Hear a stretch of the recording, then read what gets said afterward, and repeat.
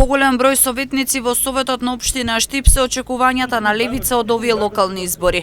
Како што посочи носителот на советничката листа Ангеле Михајловски, приоритети ќе бидат обновување на детските градинки, модернизација на училниците во основните училишта, изградба на дом за стари лица, како и центар за рехабилитација.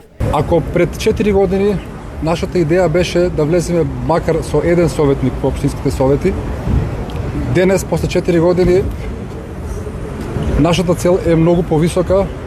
После 19 октомври очекуваме многу поголем број советници од левица во Советот на општина Штип, советници кои жестоко ќе се борат за остварување на јавните интереси на граѓаните на општина Штип, но и советници кои жестоко, уште пожестоко ќе се спротивстават на, да кажам, некои несериозни и лоши политики. Левица очекуваат над 30 советника во третата изборна единица на престојните локални избори, бидејќи, како што велат, нудат уникатна програма и промена која граѓаните ја бараат. Пораката на левица и така силно резонира секаде и еве тука посебно во Штип.